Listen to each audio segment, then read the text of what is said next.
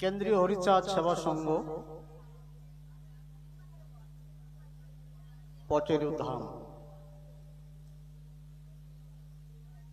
ধাম শ্রীধাম। আমরা এই পটেরু নদীর তটে একটি ধাম করতে সক্ষম হয়েছি, যেটা সৃষ্টি করছেন আপনারা। সেই ধামেশ্বর আমার শান্তি হরি গুরুচাঁদ সত্য বাবা এখানে বসে আছে। আমি ঠাকুরের শ্রীপাদ পদ্মে আমার প্রণতি জানাই অধ্যকারের শান্তি সভার উপস্থিত আমার মাতৃমণ্ডলীকে প্রণতি জানাই। আমার মতুয়া সহ অন্যান্য সম্প্রদায়ের ভক্তমণ্ডলী যারাই উপস্থিত থাকেন সবাইকে আমি গভীরভাবে শ্রদ্ধা জানাই এবং প্রণতি জানাই। বর্তমান এই যে পটেরু ধাম অত্র মন্দির পরিচালনা কমিটিকে আমি শুনে আনন্দিত। নতুন কমিটি হয়েছে এখানে, আমি জানতাম না, এবং এই কমিটির দ্বারা সুন্দরভাবে এই মন্দির পরিচালিত হচ্ছে। আমার খুব ভালো লাগছে। আমি যাদের হাত ধরে এক সময় এখানে এসেছিলাম, সেই তাদের ভিতর দুই একজন এই সবাই বসে আছে। আমাদের শ্রদ্ধেয় সুভাষ বাবু তরফদার মহাশয়, আমার মনে পড়ে আমি গিয়েছিলাম নাগপুর, আমাদের উদ্বাস্তুদের নিয়ে যে একটা সম্মেলন হয়েছিল নাগপুর। শ্রদ্ধেয় এবং স্বর্গীয় বিজয় চন্দ্র পাড়ি মহাশয় নাগপুর সম্মেলন শেষে আমাদের নিয়ে এসেছিলেন এখানে। দীর্ঘ 1 মাস সেই নাগপুর থেকে ছত্তিশগড় থেকে উড়িষ্যার থেকে আন্ধ্রার ভিতর আমরা ভ্রমণ করেছিলাম। আমাদের সফর সঙ্গী ছিলেন আমাদের নিত্যানন্দ মজুমদার, দশরথ গোসাই, পাড়িবাবু ছিলেন, ভজ হরিনাম করে একটা ছেলে ছিলেন, এবং আমাদের শ্রদ্ধেয় সুভাষ তরফদার মহাশয়। সেই 1 মাসের স্মৃতি এখনো আমার মানসপটে জল করছে। সুবল চন্দ্র বল এখানে উপস্থিত আছেন, ওরাকান্দির পার্শ্ববর্তী তার বাড়ি। আরো অনেকেই আছে, সেই আমরা একসঙ্গে ঘুরতাম। পাড়িবাবুর হাত ধরার আসার পরে আরো কয়েকবার আমি এসেছি আপনাদের মাঝে। এই জন্য আপনাদের মাঝে আসলে আমি মনে হয় আমি সেই ওরাকান্দিই আছি, বাংলাদেশেই আছি। যেহেতু আপনাদের নারীর টান সবারই পূর্ববঙ্গে, প্রাচীন এখনো যারা আছেন তারা হয়তো পূর্ববঙ্গেই জন্মগ্রহণ করে দেশে এসেছিলেন, আর বর্তমান জেনারেশনের যারা তারা শুনছেন পিতৃপুরুষের বাড়ি পূর্ব বাংলায়। আজকে ভালো লাগছে, এমন একটা দিন এসেছি আমি, সেই মাতৃ সমাজ যারা আজকে স্মরণ করছে শান্তি সত্য মামাকে। একমাত্র হরিচাঁদ ঠাকুরই আমাদের মায়ের জাতকে, মাতৃ সম্প্রদায়কে মর্যাদা দিয়েছেন। আপনারা জানেন হরিচাঁদ ঠাকুর আসার আগ পর্যন্ত মায়েরা কেমন অবহেলিত ছিল। 214 বছর আগের ইতিহাস তাকান, যে আমাদের যে স্মৃতির আলোকে আমরা এখনো চলছি। আমাদের সংবিধান বলা হয়, মনুসংহিতা, পুরোহিত দর্পণ, সেই কৌটিল্যের অর্থশাস্ত্র, এই গ্রন্থগুলোতে কিভাবে নারীদের অবমূল্যায়ন করা হয়েছে। নারীদের বলা হতো নরকের দ্বার, সাধন পথের কাঁটা, নারী বাগিনী। আমাদের মূল যে ধর্মগ্রন্থগুলো, এদের পাঠ করার অধিকার ছিল না, স্পর্শ করার অধিকার ছিল না, শ্রবণ করার অধিকার ছিল না। এর আগে বলা হতো নারী সহধর্মিনী, কিন্তু আসলে কি সহধর্মিনী? আমার ঠাকুর বলছে না, শুধু সহধর্মিনী না, নারী সাধন সঙ্গিনী। আগে ধর্মটাই ছিল একাকী পুরুষের জন্য, অর্থাৎ সাধন ভজন করবে পুরুষরা, তারা সাধনার সিদ্ধি লাভ করার জন্য একাকী স্বার্থপরের মতো গৃহত্যাগ করে সন্ন্যাস নিয়ে চলে যেতেন। এই সন্ন্যাস প্রথাকে প্রচন্ড ভাবে ঘৃণা করতেন হরিচাঁদ ঠাকুর, গুরুচাঁদ ঠাকুর। আমরা জানি কলিতে সন্ন্যাস নিষিদ্ধ, পঞ্চবিধি যে কর্মকাণ্ড কলিতে নিষিদ্ধ, ব্যাসদেব লিখে গিয়েছে, কিন্তু আমরা তা মানি না। এখনো আমাদের সমাজে কিছু কিছু সংগঠন, কিছু কিছু মঠ, কিছু কিছু মন্দির এখনো সন্ন্যাস নেয়ার প্ররোচনায় উন্মত্ত আছে। আমাদের ছেলেদের অনেকেই তারা টেনে নিচ্ছে সন্ন্যাসী করে। কিন্তু হরিচাঁদ ঠাকুর এসে আমাদের আদর্শ গৃহী করলেন, গৃহস্থ ধর্ম পালন করতে বললেন, যে সন্ন্যাসের প্রয়োজন নেই, গৃহে থাকো, স্বামী স্ত্রী একসঙ্গে সাধন ভজন করো, মাতা পিতাকে ভক্তি করো। আমরা মাতা পিতাকে ভক্তি করব না, স্বামী স্ত্রী মিলেমিশে থাকবো না, একাকী পুরুষ আমরা মঠ মন্দিরে যে সাধন ভজন করব নিজের আত্মস্বার্থের জন্য, নিজের সাধনায় সিদ্ধি লাভের জন্য। ঠাকুরের মত পথের বিরুদ্ধে এই কাজগুলো। আজকে জাতি জাগরিতা, আজকে বাংলাদেশ, ভারতবর্ষে যেদিকে তাকাই এই মাতৃজাতি আজকে সংগঠিত। বাংলাদেশেও বেশ কয়েকটা সংগঠন কাজ করছে। ওলাকান্দি থেকে দেবী শান্তি সত্যভামা মাতৃ সংসদ চলছে, ঠাকুরনগর থেকে চলছে, আপনারা চালাচ্ছেন। আমি শুনে খুব আনন্দিত। বিভিন্ন যেখানেই যাচ্ছি এই মায়েদের যে ধর্মের প্রতি বর্তমান যে ধর্মটা পরিচালনা করছে মায়েরাই। বাংলাদেশে দেখলে আমরা একই চিত্র দেখি। নারী জাতি জাগ্রত না হলে যেমন সংসার সুখের হয় না, জাগতিক অন্য অন্য যে বিষয়গুলো পুরুষকে সার্বিকভাবে সহযোগিতা করে চলছেন এই নারী জাতি। আমার মা শান্তি মা সত্যভামার কথা বললেন, আমার পূর্ববর্তী যে বক্তা শ্রীমতী জয়ন্তী গোমস্তা ওমা খুব ভালো বক্তব্য রাখলেন। এখানে মায়েরা কীর্তন করেছেন, কিছু আমার শোনার সৌভাগ্য হয়েছে। আমি শুনলাম আপনারা তো মাসে একবার করেন শান্তি সভা, একবার আপনারা মিলিত হচ্ছেন। কত সুন্দর এই শান্তি সভাটা প্রবর্তক কিন্তু গুরুচাঁদ ঠাকুর। শ্রীধাম ওলাকান্দিতেও প্রতি মাসের তৃতীয় বুধবার শান্তি সভা অনুষ্ঠিত হয়, ঠাকুরনগরও হয়। কিন্তু শান্তি সভাটা প্রথম মায়েরাই ওলাকান্দিতে আরম্ভ করেছিলেন। এখন অবশ্য বাবারাও সেখানে অংশগ্রহণ করেন, এখনো চলছে, ঠাকুরনগরও চলছে। প্রতিটা গৃহীদের প্রতিটা মঠ মন্দিরে শান্তি সভা হচ্ছে, হরিসভা হচ্ছে। কিন্তু এককভাবে মায়েরা যে শান্তি সভা করছে, মায়েরা সঙ্গীত করছেন, মায়েরা আলোচনা করছেন, এটা ব্যতিক্রম ধর্মী, আমার ভালো লাগলো। তার মধ্যে আমি এসছি বিধায় আপনারা কৃপা করে আমার দুটো কথা বলার অনুমতি দিচ্ছেন, তাই কথা বলছি। কিন্তু আমার ইচ্ছে ছিল আজকে আপনাদেরই কথা শুনবো, আরো গান শুনবো আপনাদের।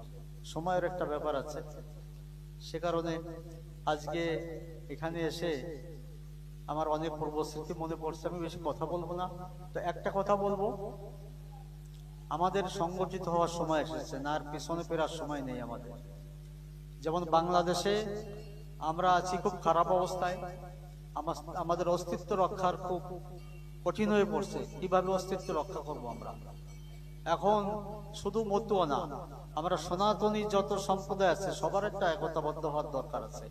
এ দেশেও দেখলাম এই জোয়ারটা এসে পশ্চিমবাংলায় পাড়া দেওয়ার সাথে সাথে দীর্ঘদিন যারা কেউ 50 বছর 60 বছর 40 বছর এই দেশে বসবাস করছেন, তারাও বলতেছে এই দেশের নাগরিক না, কত ডকুমেন্ট দেখাতে হবে তারপরে আমরা নাগরিকত্ব পাবো, এইরকম অমুক তমুক অনেক কিছু চলছে। কিন্তু আমার দৃঢ় বিশ্বাস যে যারা এদেশে এসেছেন অবশ্যই এদেশে আপনারা বসবাস করতে পারবেন। সরকার চেষ্টা করবে এদের একটা ডকুমেন্টস যাতে পায়, তার জন্য যারা যেহেতু এরা পূর্ববঙ্গ থেকে এসছে, কিন্তু যারা ডকুমেন্টস দিতে পারবে না তারা কোনোভাবেই বিতাড়িত হবে না, অন্তত হিন্দু যারা আছে। এদিক দিয়ে আপনারা নিশ্চিন্ত। কিন্তু আমাদের দেশের অবস্থা খুবই খারাপ অবস্থা। আমরা নিজ দেশে পরবাসের মতো আছি। আমাদের পিতৃপুরুষের হাজার হাজার বছর আগের থেকেই বসবাস করছি, অথবা তারা মনে করে আমরা অন্য দেশি। তার মধ্যেও যুদ্ধ করে আমরা টিকে আছি। আমরা টিকে আছি, যে কয়জনই আছি আমরা টিকে আছি, এখনো আছি, আমরা থাকবো। আমাদের এখন আন্দোলন বাংলাদেশে, আমরা আর ভারতবর্ষ যাব না। ভারতবর্ষে গেলেও আমাদের অস্তিত্ব নেই। সে কারণে আমরা এই বাংলাদেশে থেকেই আমরা আন্দোলন করব, বাংলাদেশের থেকেই আমরা টিকে থাকব, বাংলাদেশের থেকেই আমরা আন্দোলন চালাচ্ছি। অন্তত মতুয়া একটা মহাজাতি। বাংলাদেশের যে হিন্দু আছে সেই হিন্দুর অর্ধেকের বেশি আমরা মতুয়া। এখনো আমরা ধর্মীয় ভাবে অন্তত সংগঠিত হওয়ার চেষ্টা করছি, যে ধর্মীয় অধিকারগুলো যেগুলো যাতে আমরা আদায় করতে পারি। আমরা হয়তো খুব দ্রুতই হরিচাঁদ ঠাকুরের জন্মদিনের সরকারি ছুটিতে আমরা পেয়ে যাব। সরকারের সঙ্গে বর্তমান যে সরকার, ইতিমধ্যে আমাদের দেশে দুর্গাপূজার একদিন ছুটি ছিল, উনি 2 দিন এরা বাড়িয়েছেন, 2 দিন ছুটি করছেন। এখন আমরা এই সরকারের তথ্য ও সম্প্রচার মন্ত্রীর সঙ্গে, অর্থাৎ উপদেষ্টা, এখন মন্ত্রী নেই বাংলাদেশের, একটা অন্তর্বর্তীকালীন সরকার এদের উপদেষ্টা বলে। একজন উপদেষ্টা 3-4টে মন্ত্রণালয়ের দায়িত্ব আছে। তথ্য সম্প্রচার মন্ত্রণালয়ের সেই উপদেষ্টার সঙ্গে আমি নিজে বসছিলাম, আমাদের মতুয়া মিশনের নেতৃবৃন্দ নিয়ে।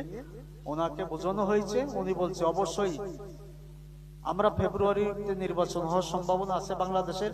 হয়তো ফেব্রুয়ারিতে নির্বাচন হবে না, আরো পিছবে। তার আগে এরা চেষ্টা করছে হরিচাঁদ ঠাকুরের জন্মদিনে সরকারি ছুটি দেয়া। যদি সরকারি একটা ছুটি পাওয়া যায়, তাই রাষ্ট্রীয়ভাবে কিন্তু হরিচাঁদ ঠাকুর প্রতিষ্ঠিত, রাষ্ট্রীয়ভাবে। অর্থাৎ ওই দিন জাতীয় প্রচার মাধ্যমগুলোতে হরিচাঁদ ঠাকুর সম্পর্কে আলেখ্য অনুষ্ঠান প্রচারিত হবে, তার জীবনী সম্পর্কে আলেখ্য অনুষ্ঠান প্রচারিত হবে, পত্র পত্রিকায় ক্রয়পত্র বেরোবে। রাষ্ট্রপতি এবং প্রাইম মিনিস্টার ওই দিন বাণী দেবে হরিচাঁদ ঠাকুরের আবির্ভাব উপলক্ষে। সমস্ত সরকারি অফিস আদালত বন্ধ থাকবে, সেটা আপনারা জানেন। অতএব সমস্ত রাষ্ট্রদূত, হাই কমিশনার অফিসগুলো বন্ধ থাকবে। কি জন্য? আজকে হরিচাঁদ ঠাকুরের জন্মদিন। অর্থাৎ হরিচাঁদ ঠাকুর সম্পর্কে চর্চা হবে বিভিন্ন দেশে। কেন বাংলাদেশের আমেরিকার হাই কমিশনার বন্ধ? কারণ হরিচাঁদ ঠাকুরের জন্মদিন উপলক্ষে জানো হরিচাঁদ ঠাকুর সম্পর্কে। অর্থাৎ রাষ্ট্রীয় ভাবে, যে জন্য গুরুচাঁদ ঠাকুর বলছিল যে ধর্মের রাজা নাই সে ধর্ম তাজা নেই। রাষ্ট্রীয় ভাবে যদি কোনো ধর্মকে পৃষ্ঠপোষকতা না করা হয়, সে ধর্ম কোনদিন তাজা থাকে না। তাজা কথা তো বোঝেন, বাংলা কথা। গুরুচাঁদ ঠাকুরের কথা হলো একদম কেউ কথা বলতো, যাদের দল নেই তাদের বল নেই। দল নেই অর্থাৎ দলাদলি না, সংগঠিত হওয়া। জোড়ের বার জড়ে পড়ে না, জড়াই জড়াই থাকিস। কি সুন্দর ভাবে বলছে, এক্সাম্পল দিচ্ছে আমাদের। তদ্রূপ আমরা চেষ্টা করছি শ্রীরাম মোড়াকালীকে বাংলাদেশের জাতীয় তীর্থ হিসেবে যাতে ঘোষণা দেয় সরকার। অনেকে জাতীয় মন্দির করছে ওরা ঢাকেশ্বরী মন্দিরকে, কিন্তু ঢাকেশ্বরী মন্দিরের থেকেও প্রাচীন মন্দির আছে ঢাকায়, যেমন জয়কালী মন্দির, রমনা কালী মন্দির। যদিও পুরনো সেই রমনা কালী মন্দির নেই, ওটা শেখ মুজিবুর রহমান ভেঙে ফেলছেন। যে মুজিবুর রহমানকে আমরা হিন্দুর অবতারের মতো মানি। অত ওই রমনা কালী বাড়ির 100 একর সম্পত্তি সরকার একর করে নিয়ে গেছে আওয়ামী লীগ সরকার, এবং সেটা ভেঙে বুলডোজার দিয়ে ভেঙে গুড়িয়ে দিয়েছে। আজকে পরবর্তীতে হিন্দুরা রমনা ওই পার্কের এক কর্নারে 2-3 বিঘা জমি নিয়ে নতুন একটা রমনা কালী মন্দির করছে। কিন্তু আমাদের সেই 100 একর সম্পত্তি রমনা কালী মন্দির এবং আনন্দময়ীর আশ্রম ছিল ঢাকায়। যারা ঢাকা পুরো আগে গিয়েছেন তারা দেখতে পাচ্ছেন, নিয়ে নিয়েছেন আওয়ামী লীগ সরকার। যথেষ্ট দেবত্ব সম্পত্তি দখল করছে আওয়ামী লীগের নেতারা, এবং যে দল যে সময় আসে হিন্দুদের সম্পত্তি দখল করে তারা। অর্থাৎ আমাদের ঐক্যতা, হিন্দুদের কোনদিন ঐক্যতা ছিল না। সে কারণে আজকে আমরা মতুয়ারা চেষ্টা করছি অন্তত একতাবদ্ধ হতে, যে আমরা মতুয়া কয়জন যদি একতাবদ্ধ হতে পারি। এখনো বাংলাদেশের হিন্দুদের সংখ্যাগরিষ্ঠ হিন্দু মতুয়ারা। আমাদের দুটো দাবি নিয়ে এগোচ্ছি।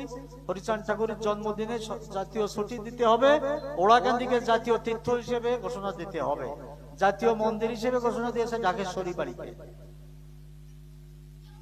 কিন্তু জাতীয় তীর্থের ঘোষণা দিতে হবে ওড়াকান্দিকে, সেভাবেও আমাদের কথাবার্তা চলছে। গণতান্ত্রিক কোন সরকার আমাদের মূল্যায়ন করে নাই, কারণ তাদের স্বার্থের জন্য তারা কাজ করছে। আওয়ামী লীগ কাজ করছে হিন্দু ভোট পাতে পাই, হিন্দুরাও আওয়ামী লীগ বলতে অজ্ঞান ছিল। নৌকা মার্কা দেখলে আর কোনো জ্ঞান থাকতো না তাদের। কিন্তু নৌকা হিন্দুরা সবদিন পরিচালনা করছে, নৌকা এই হিন্দুরা নৌকায় উঠতে পারে নাই কোনোদিন। আজকে যে দুর্ভোগ হয়েছে বাংলাদেশে, এটা আওয়ামী লীগের কারণে। আওয়ামী লীগকে যারা ভালোবাসতো এখন আওয়ামী লীগের বিরুদ্ধে দল আসছে, এদের তাড়াচ্ছে। যা হোক, তারা খেয়েও আমরা ওদেশে আছি, টিকে আছি। আমরা মোটামুটি ঠাকুরের আদর্শ নিয়ে টেকার চেষ্টা আছে। ঠাকুরের আদর্শ কি? আমরা শ্রী শ্রী হরিলীলামৃত, শ্রী শ্রী হরিসঙ্গীত, শ্রী শ্রী মহাসংকীর্তন, হরিগুরুচাঁদ চরিত্র সুধা, গুরুচাঁদ মাহাত্ম, সহায়ক গ্রন্থ গুরুচাঁদ চরিত, আর দুটো গ্রন্থ আছে যেগুলো দুষ্প্রাপ্য, পাওয়া যায় না, খুব কম পাওয়া যায়। সেটাও গুরুচাঁদ ঠাকুরের সময় মুদ্রিত হয়েছিল। গুরুচাঁদ ঠাকুর, সেটাও প্রামাণ্য গ্রন্থ। হরিবর সরকারের মহাবারণী একটা বই আছে, আর একটা আছে অষ্ট শতাধিক শতনাম হরিবর সরকারের ব্যাখ্যা সহ। ঠাকুরের 108টা নাম রাখলো ওই সময় প্রধান প্রধান ভক্তরা, সেই কেন কোন নাম রাখলেন তার ব্যাখ্যা সহ এক একটা উপাখ্যান, খুব গুরুত্বপূর্ণ। এইগুলো হচ্ছে আমাদের প্রামাণ্য গ্রন্থ, আকর গ্রন্থ। আমরা চেষ্টা করছি সেই গ্রন্থগুলোর আলোকে আমাদের জীবন গঠন করার। আপনারা যদিও অনেক বই পয়সা হলেও পাওয়া যায় না এই দেশে, আপনারা চেষ্টা করে সংগ্রহ করবেন, অন্তত বারে বারে পড়বেন হরিলীলামৃত, বারে বারে পড়বেন। এর মধ্যেও কিছু সমস্যা আছে আমাদের। শ্রী মহানন্দ হালদার মশাই হরিলীলামৃতকে আবার 1347 বঙ্গাব্দে বাগেরহাটের অনন্ত বিজয় অফিস থেকে সম্পাদনা করলেন। ওই বইতে 250 পাতা বোধ থেকে 330 পাতায় উনি বর্ধিত করলেন। এ নিয়ে অনেক কথা আছে, অনেক সমালোচনা আছে, অনেক উপাখ্যানের সাথে উপাখ্যান মেশে না, অনেক উপাখ্যান সংযোজিত হয়েছে ঠাকুরনগর যে বইটা পাওয়া যাচ্ছে। সে কারণে বিভ্রান্তি চলেই আসছে আমাদের মধ্যে। তার মধ্যে আমরা চেষ্টা করছি বর্তমান যে ওড়াকান্দির যে শ্রী শ্রী হরিলীলামৃতটা আমরা দিচ্ছি হরিগুরুচাঁদ মতুয়া মিশনের পক্ষ থেকে। এটা ভারতের বড় বড় যারা গোসাইরা ছিলেন আমাকে অনুরোধ করছিলেন যে আপনারা 1323 সালের যে হরিলীলামৃত তার একটা সংখ্যা আমার আছে, 1323 সাল, 1332 সাল, 1350 সাল, 1347 সাল, এই গ্রন্থগুলো অরিজিনাল গ্রন্থগুলো ওড়াকান্দি আছে। আমরা চেষ্টা করি সেই গ্রন্থ 1323 সালের হুবহু গ্রন্থটা আমরা ইদানিং ওড়াকান্দি প্রিন্ট করেছি, সেই বইটাই প্রচারিত হচ্ছে এখন ওড়াকান্দি থেকে। আপনারা আগামীতে যাতে সুলভে এই গ্রন্থটা পেতে পারেন এবং ব্যাপকভাবে যাতে পেতে পারেন, আর অন্য অন্য ওড়াকান্দির গ্রন্থগুলো আমি তার ব্যবস্থা করব। আমি সিদ্ধান্ত নিয়েছি ওড়াকান্দির বইগুলো ভারতবর্ষে আমরা প্রিন্ট করব, মুদ্রিত করব। তাহলে আমরা এক একটা প্রদেশে, উড়িষ্যা একটা কেন্দ্রে বই পাবেন, ছত্তিশগড় পাবেন, আমাদের মহারাষ্ট্রে পাবেন, একটু আগেও কথা হলো আমার কর্ণাটক, সেখানেও অনেক মতো আছে, সেখানেও তাদের বইয়ের চাহিদা। অর্থাৎ এই বইগুলোর একান্ত দরকার আমাদের। যত বই পড়বেন ততই ঠাকুর সম্পর্কে আপনারা জানবেন। অনেকে অনেক বিভ্রান্ত ভাবে আমাদের পরিচালনা করছে, আপনারা বিভ্রান্তি হবেন না, মতুয়ার মূল আদর্শ জানার চেষ্টা করবেন। আর একটা জিনিস জানবেন, যুগের ধর্মের কোনো পরিবর্তন নয়, ধর্মের অনুশাসনের পরিবর্তন হয়, কিন্তু যুগের সঙ্গে তাল মিলিয়ে, তাই না? অনুশাসন যেগুলো আজ থেকে 200 বছর আগের যে অনুশাসন ছিল, ধর্মের আচরণ ছিল, বর্তমান কি তাই আছে? তাই না? আমার ঠাকুর তো আরো একদম সহজ সরল করে দিলেন, একদম সহজ সরল করে দিলেন। কিন্তু সহজ সরল না, অনেক কঠিন। আমরা বলি হরিচাঁদ ঠাকুর দ্বাদশটা আজ্ঞা দিয়েছে, যে তো সহজ সরল দ্বাদশ আজ্ঞা। আমি তো মনে করি দ্বাদশ আজ্ঞার মতো কঠিন আজ্ঞা কোনো কিছুই আদৌ সম্ভব না। দ্বাদশ আজ্ঞা মেনে চলার চেষ্টা করবেন, সদা সত্য কথা। কয়জন আমরা সদা সত্য কথা বলতে পারি? এই যে নারী জাতির কথা হচ্ছে, ঠাকুর দেখছেন তার সংবিধান দ্বাদশ আজ্ঞার দ্বিতীয় আজ্ঞাই বলছে স্ত্রী জাতিকে, পর স্ত্রীকে মাতৃজ্ঞান করো। মায়েদের সম্মান কিন্তু ঠাকুর তার দ্বিতীয় আজ্ঞা দিয়ে গিয়েছেন, মাতৃজাতির সম্মানটা। বলছে মাতা পিতাকে ভক্তি করো। আমরা কি করি সঠিকভাবে? যার মা বাবাকে ভক্তি আমি মনে করি কিছুটা হলেও করি। গুরু ভক্তি করতে হবে, ঠিক আছে, কিন্তু সেটা মা বাবার উপরে না, মা বাবাকে ভক্তি আগে। অর্থাৎ পিতা মাতা গাছের গোড়া, হরি গাছের ফল। যখন পিতা মাতা প্রয়োজন বোধ করবে যে আমার সন্তানের দায়িত্ব আমি যতটুকু সম্ভব পালন করেছি, এখন তারে আধ্যাত্মিক জ্ঞানের জন্য একজন গুরুর দরকার। মা বাবাই গুরু ধরে এনে বলবে যে বাবা এখন এই গুরুর নিকট থেকে তোরা দেখে নে, এটা মা বাবার কর্তব্য। কিন্তু মা বাবার উপরে না গুরু গোসাই। হরিচাঁদ ঠাকুর নিজে পিতৃ মাতৃ ভক্তি করতেন, গুরুচাঁদ ঠাকুরও তাই করতেন। সবাইকে শিক্ষা দিয়েছেন মাতা পিতাকে ভক্তি করো, আবার গুরুর সম্মানও দিয়েছেন। দেন নাই গুরুর সম্মান? যখন রামকান্ত গোসাই সাপলিডাঙ্গা অর্থাৎ সফলানগরী যশবন্ত ঠাকুরের বাড়ি যেতেন, হরিচাঁদ ঠাকুর আর যশবন্ত ঠাকুর কিছু সময়ের জন্য অন্তরালে যেতেন। দুইজনের একটা ভাব আলাপ। ওই দুইজনের পরিচয় তো এ যুগে না, যুগে যুগের পরিচয়। হরিলীলামৃততে পড়বেন, আপনারা দেখবেন যে কয়বার অবতার হয়েছে সেই কয় অবতারই গুরু ছিল রামকান্ত। এর আগের পূর্বপর জানাজানি ছিল, ওই লীলামৃততে আছে না, পূর্বপর যার সাথে আছে জানাজানি ইদানিও তারে লবে সেই পথে টানি, তাই না? তদ্রূপ যারা পূর্বপর জানাজানি আছে, ওরা ভূত ভবিষ্যৎ জানা যারা, ঠিক তাদের টেনে নেবে সে। তদ্রূপ এইরকম গুরু দরকার আমাদের, এই গুরুগুলোর দরকার আমাদের। গুরুর প্রয়োজন আছে, গুরুবাদ না। হরিচাঁদ ঠাকুর কিন্তু ব্রাহ্মণ্যবাদ উচ্ছেদের জন্য আসে নাই। আমাদের ইদানিং হয়েছে বামন খেদাতে পারলেই বোধ হয় আমি বড় মতো হয়ে গেলাম, বামনদের কাজ করি না আমি বড় মতো। তুমি নিজে ব্রাহ্মণ হও, ব্রাহ্মণের গুণ অর্জন করো।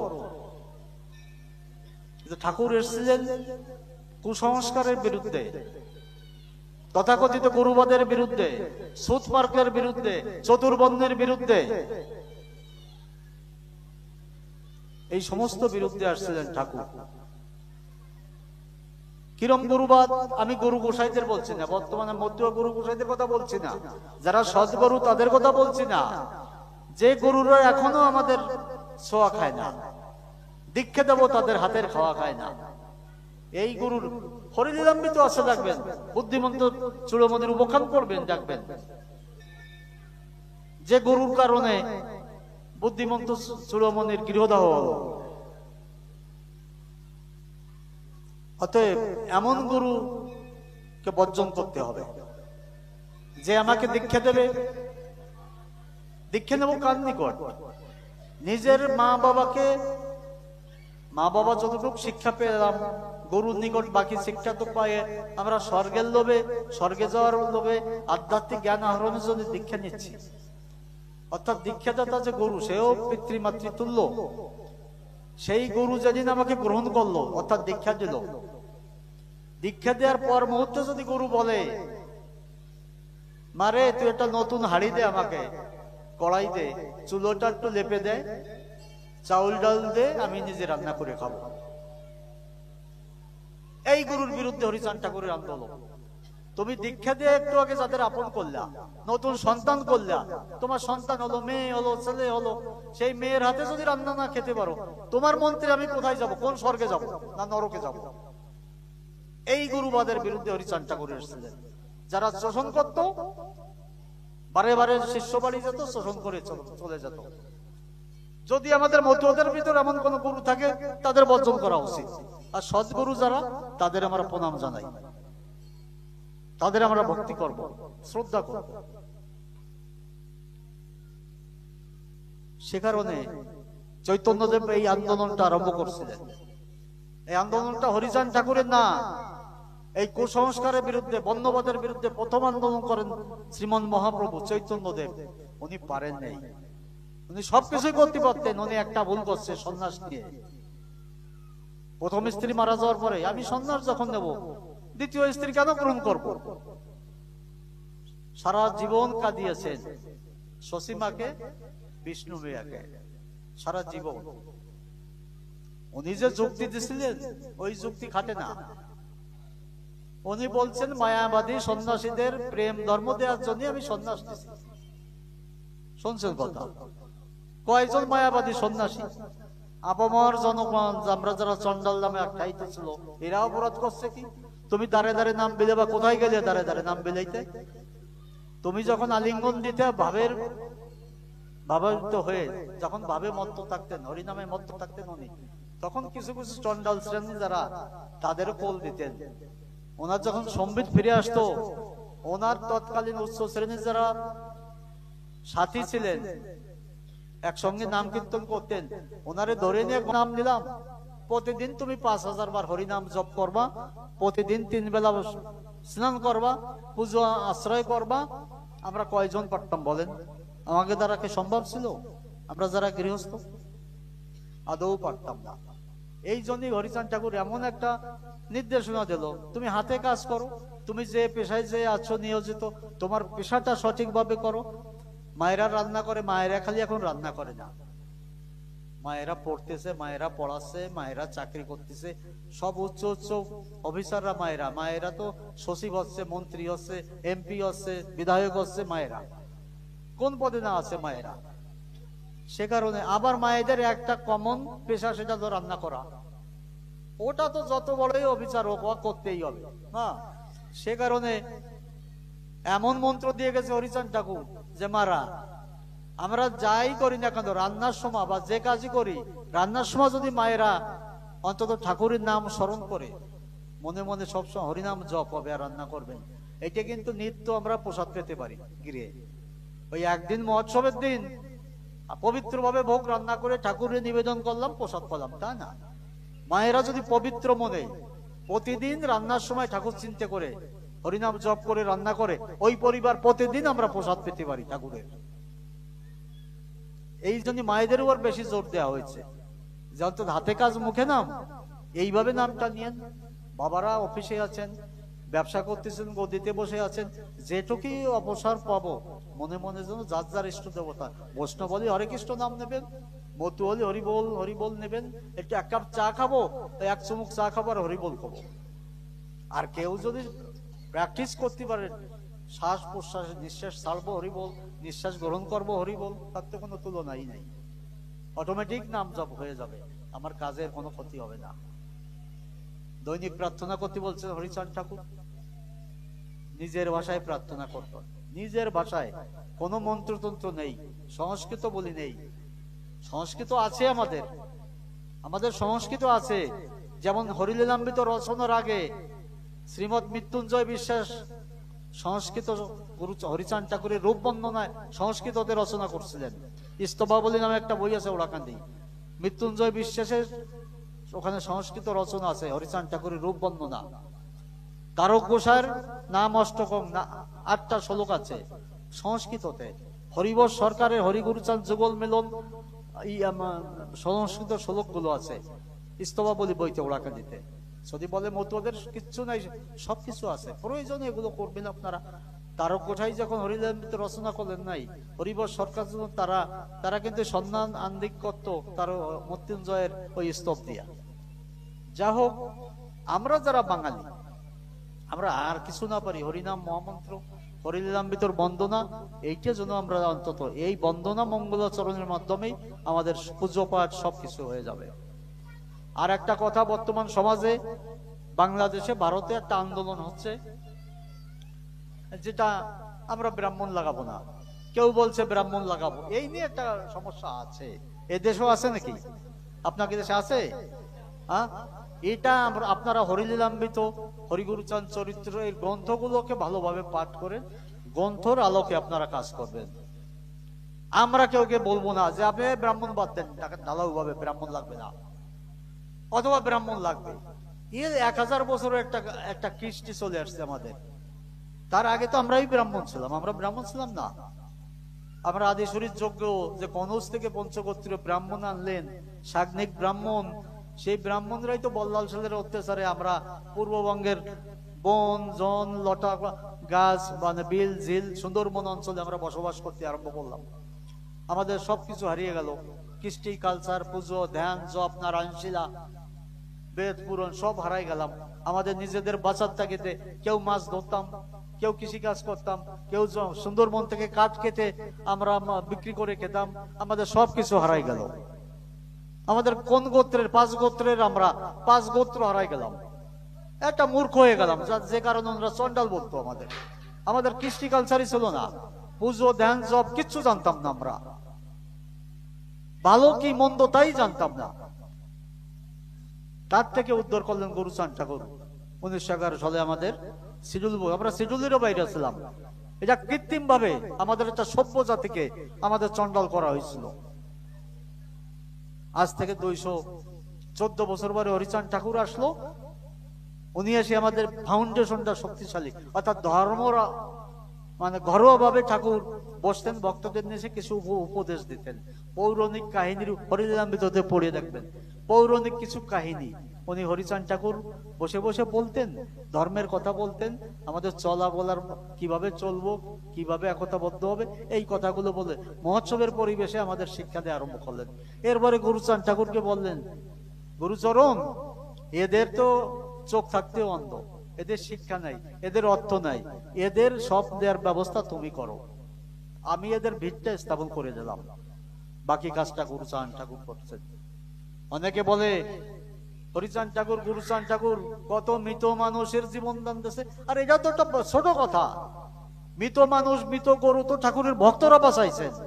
আর হরিচাঁদ ঠাকুর একটা মৃত জাতিকে, যে জাতিতে 1000 বছর পর্যন্ত ঘুমন্ত বা মৃত ছিল, সেই মৃত জাতিকে প্রাণ দান করছে হরিচাঁদ ঠাকুর, গুরুচাঁদ ঠাকুর। 2-1টা মানুষকে না, মৃত জাতিকে প্রাণ দান করছে হরিচাঁদ ঠাকুর, গুরুচাঁদ ঠাকুর।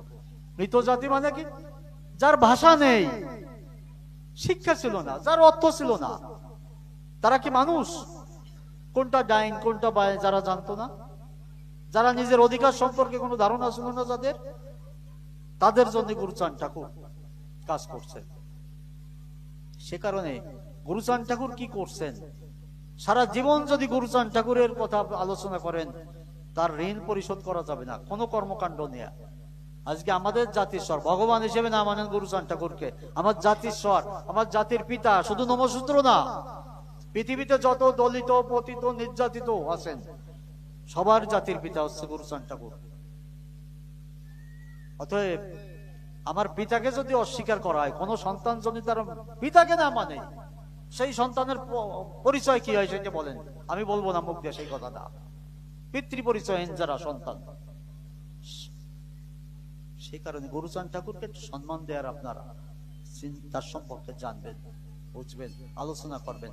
মায়েরাই পারবে, মায়েরা আজকে দাঁড়িয়ে কথা বলছেন আমার জাতির কথা, আমার শান্তিমার কথা, আমার সত্যমামার কথা, আমার গুরুচাঁদের কথা, আমার হরিচাঁদের কথা, আমাদের পাগলদের কথা, আমাদের গোসাইদের কথা, গোপাল সাধুর অবদান, রমণীকর্তার অবদান, গোলক তারক হিরামনের বিপিন কর্তার অবদান, এগুলো আপনারা বলবেন। এই জন্য পড়তে হবে, জানতে হবে, যত কষ্টই হোক এই গ্রন্থগুলো সংগ্রহ করতে হবে। আপনার বারে বারে পড়বেন। এক হরিলীলামৃত যতবার পড়বেন, একটা অনুষ্ঠান 10 বার পড়বেন, একটা উপখ্যান 10 বারই নতুন কোনো কিছু তথ্য পাবেন হরিলীলামৃত থেকে। যদি একবার পড়ে মনে করেন হরিলীলামৃত আমি তো পড়ছি, কিছুই পড়ি নাই আমরা, যতবার পড়বেন ততবার কিছু জানবো। সে কারণে আমাদের পড়তে হবে, জানতে হবে, আমাদের একভাবে চলতে হবে। হরিলীলামৃত হরিগুরুচাঁদ চরিত্র সুধার আলোকে আমরা আমাদের জীবনটা যাতে গঠন করতে পারে। আর এই যে বাহ্য যে আচরণগুলো, বিবাহ শ্রাদ্ধ, এগুলো নিছক একটা সামাজিক অনুষ্ঠান। বিবাহ কি? বিভাগের মন্ত্র কয়টা? আধা ঘন্টা, 1 ঘন্টা, 3 ঘন্টা বসে বিয়ে দেয়। ওই মন্ত্রগুলো কিচ্ছু না। ওই পঞ্চদেবতার পুজো করবে, অথবা আমরা মতে যারা বিবাহ দেয় তারাও বিভিন্ন আচরণ করে, আড়ম্বরতা করে, মানে দেখায় যে আমি বিয়ে দিচ্ছি। কিন্তু আসলে দুটো মন্ত্র, দুটো শ্লোক। যদি দং হৃদয়ে মম তদস্তং হৃদয় তম, তোমার হৃদয় আমার হোক, আমার হৃদয় তোমার হোক। স্বামী স্ত্রী বলতেছে, যার সঙ্গে যার বিয়ে হবে। এই দুটো মন্ত্র হলো বিয়ের। আর আনুষ্ঠানিকতা কি? মেয়ের পক্ষ থাকে, ছেলের পক্ষ থাকে, দুই পক্ষের একটা চুক্তিপত্র হয় যে আমার মেয়েকে সমাজের গণ্যমান্য দুই পক্ষের সামনে আপনাকে সম্প্রদান করলাম, আর ছেলের পক্ষ বললো যে এর জীবন যৌবন সমস্ত দায় দায়িত্ব আমি নিলাম। এই তো বিয়ে না? আর কিছু আছে? আর কিছু আছে? কোর্টে যাদের বিয়ে হচ্ছে তাকে কোন থাকে মন্ত্র পড়ে কে বিয়ে দিচ্ছে তাই বলেন? কোর্টের একটা ল আছে, আইন অনুযায়ী বিয়ে হচ্ছে। এই যে এটা হলো শৈব বিবাহ, 10 প্রকার বিবাহ। এই যে সদাশিব মহাদেবী প্রথম বিবাহ করলেন আনুষ্ঠানিকভাবে, অর্থাৎ দুই পক্ষ সম্বন্ধ করিয়া, যেটা বর্তমান আমাদের সমাজে বিয়ের প্রচলন, একটা সামাজিক স্বীকৃতি। গুরুচাঁদ ঠাকুর বলছে বিবাহ মানে সামাজিক একটা স্বীকৃতি। আর শ্রদ্ধার সঙ্গে যে কাজ করি ওই গেল শ্রাদ্ধ। শ্রাদ্ধ কথাটা কত ভালো কোনো ভাষা না, এটা অবমাননাকর একটা ভাষা। কয় শ্রাদ্ধ, শ্রাদ্ধ করতে যাচ্ছি, শ্রাদ্ধ অর্থাৎ একটা কাজের পণ্ড হয় যেটা, সেইটাই কয় শ্রাদ্ধ।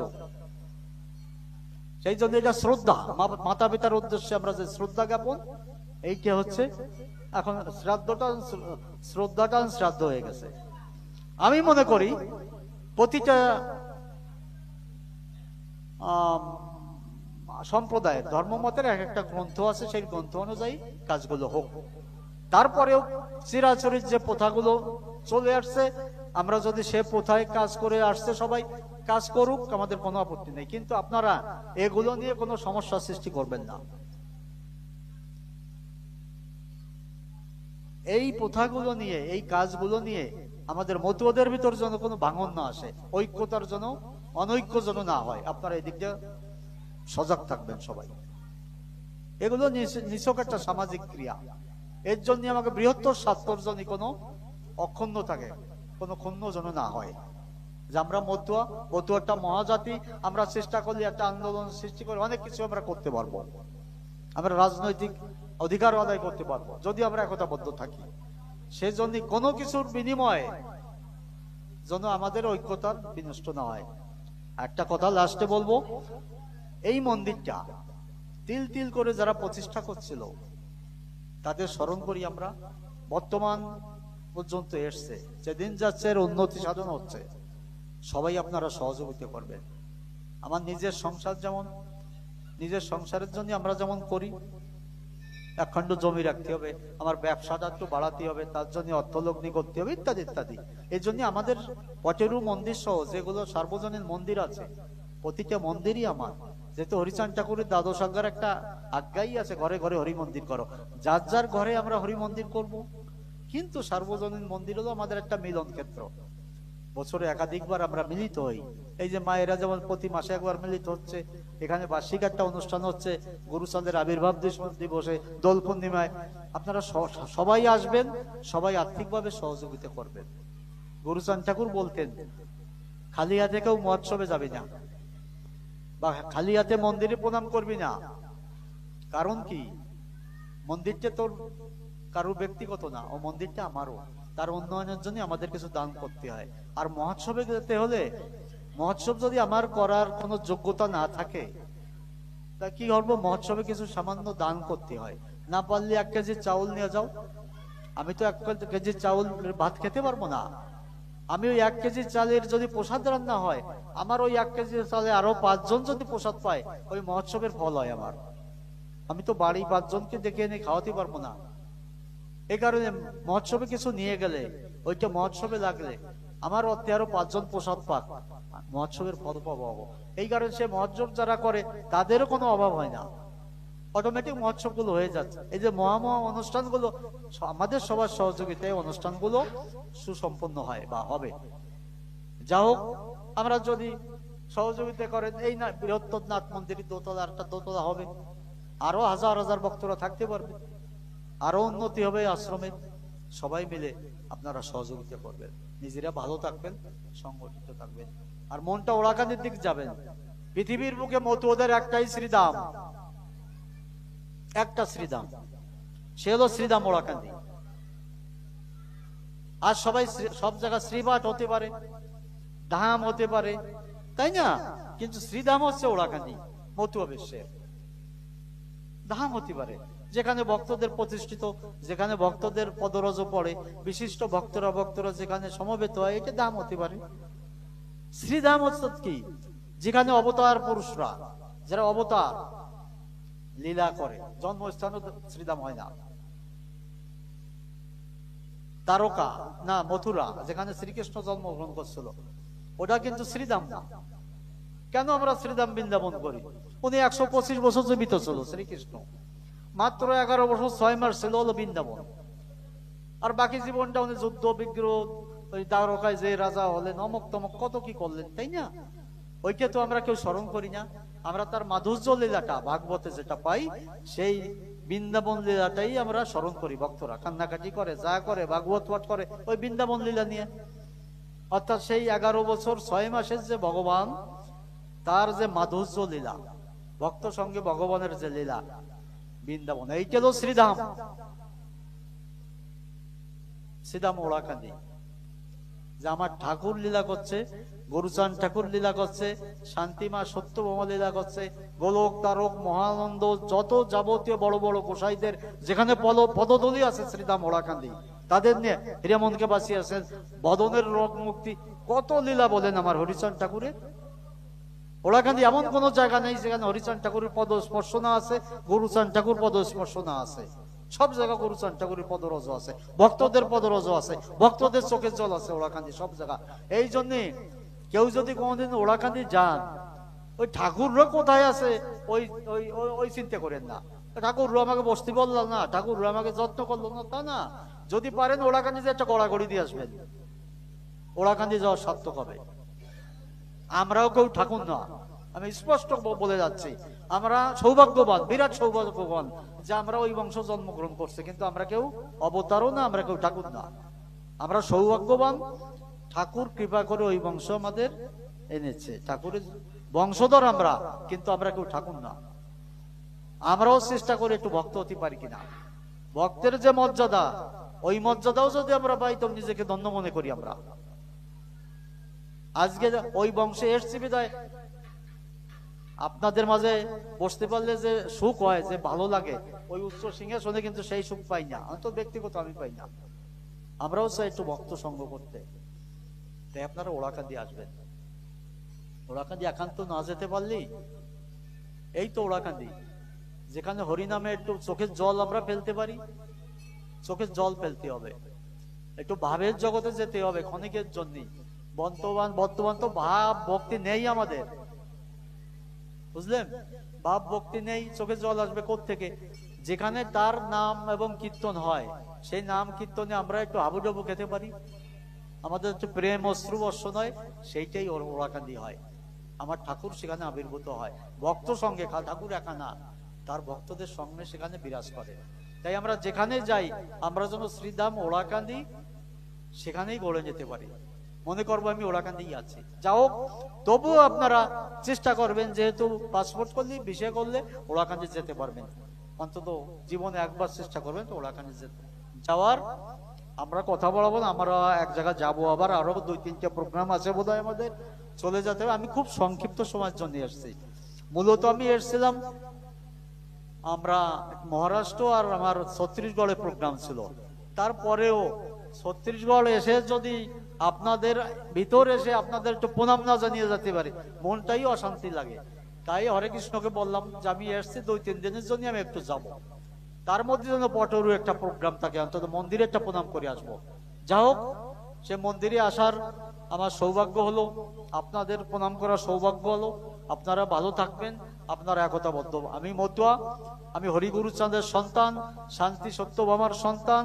আমরা সেই হরিগুরুচাঁদ শান্তি সত্যভামাকে আমরা আদর্শ হিসেবে মেনে চলবেও। হ্যাঁ, আর আজকে যে আমাদের কমিটি আমি নতুন কমিটিতে আমার পক্ষ থেকে, আমার সিধা মোড়াকান্দির পক্ষ থেকে, বাংলাদেশের সমস্ত মতুয়া ভক্তদের পক্ষ থেকে আমি ধন্যবাদ জানাই।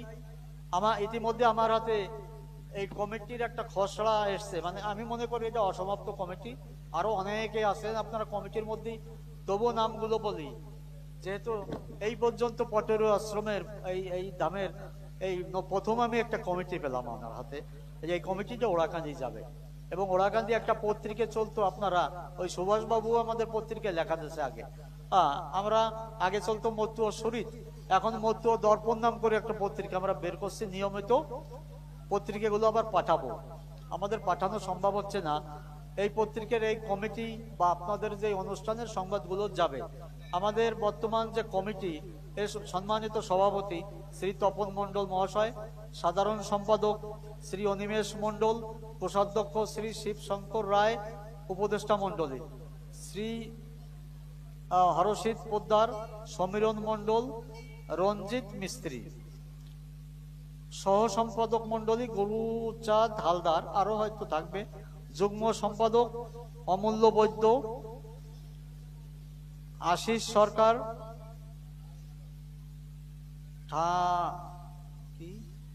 ঠাকুর নাকি নাকি এই যে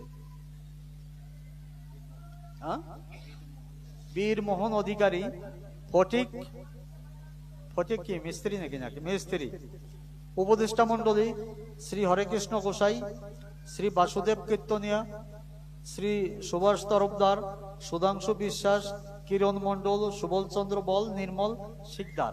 এই কমিটিতে আরো আছে, আরো অনেকে আছে, যাদের নাম আমি পেলাম না তাদের আমি ধন্যবাদ জানাই।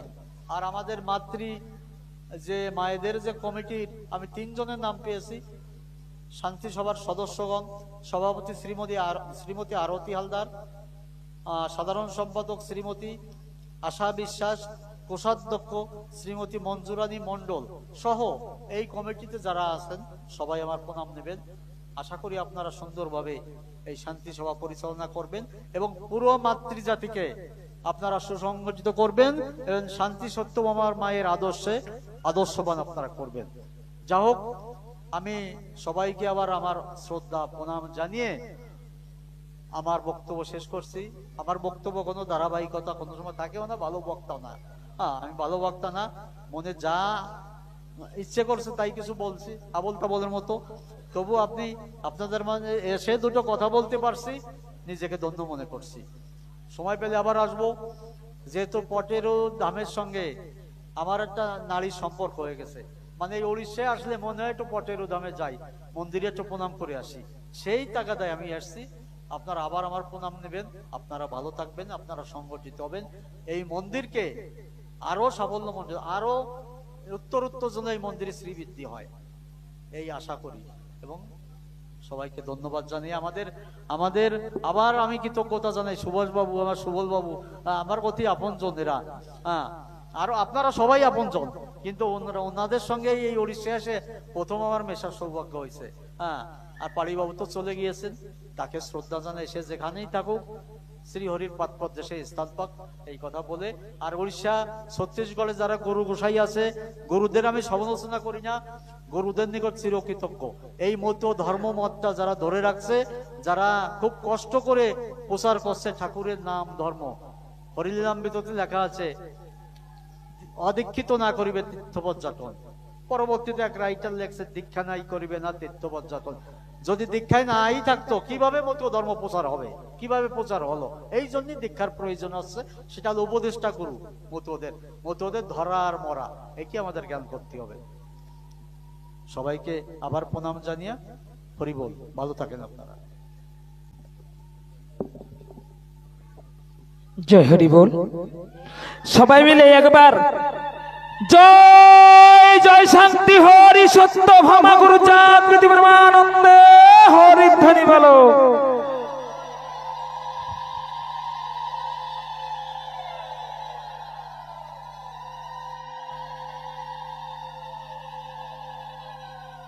মায়েরা, আমি আমার বক্তব্য শেষ। আমি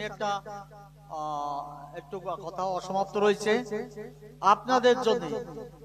অর্থাৎ উড়িষ্যাবাসীর জন্য শ্রদ্ধেয় বিজয় চন্দ্র পাড়ি যখন ওড়াকান্দি গিয়েছিলেন, উনি আমাকে অনুরোধ জানিয়েছিলেন যে আমরা উড়িষ্যার থেকে মাঝে মধ্যে যারা আসি ওড়াকান্দি, সেহেতু ওড়াকান্দিতে বারণীতে বা কোনো অনুষ্ঠানে গেলে থাকার জায়গার খুব অভাব, আমরা যাতে একটা ঘরে থাকতে পারি, ঠাকুর একটা ব্যবস্থা করবেন। ওনার কথা অনুযায়ী আমরা উড়িষ্যাবাসীর জন্য আমাদের যে মতুয়া মিশন কার্যালয় আছে, ওটা 44 ফিট বাই 80 ফিট, সেই কার্যালয় দোতলার এক অংশ আমরা হরিগুরুচাঁদ মিউজিয়াম করতেছি। হরিচাঁদ গুরুচাঁদের হাতের অনেক স্মৃতিচিহ্ন ওড়াকান্দি আছে, শান্তিমার হাতের মালা আছে, আর অনেক অনেক পাণ্ডুলিপি আছে। তারক গোছার কবি গান আমরা খুঁজে পেয়েছি, অরিজিনাল কবি গান 100টার মতো কবি, যেটা এখনো প্রকাশ হয় নাই। আরো অনেক পাণ্ডুলিপি আছে, অনেক কিছু আছে। ওড়াকান্দি গেলে মিউজিয়ামে আপনারা দেখতে পারবেন। তার এক অংশে আমরা শ্রীমৎ রাধানাথ খ্যাপার ভক্তদের জন্য থাকার একটা ঘর এবং উড়িষ্যাদের থাকার জন্য উড়িষ্যাবাসীদের আমরা একটা, পাড়িবাবু বলছিল একটা উড়িষ্যা ভবন, কিন্তু উড়িষ্যা ভবন বলতে তো আলাদা একটা বিল্ডিং বোঝায়, কিন্তু একটা বিল্ডিং না হলেও আমরা খুব বড় ধরনের একটা রুম এটা নির্মাণ হয়েছে, অর্থাৎ ছাদ হয়েছে। আমি দেখে আসছি জানলা কবাট ফ্রেম টেরেম হচ্ছে, প্লাস্টার হবে। এ কারণে ওড়াকান্দি আসলে আপনাদের অন্তত একটু বিশ্রাম নেওয়ার আমরা ব্যবস্থা করতে পারবো। জয় হরি বল।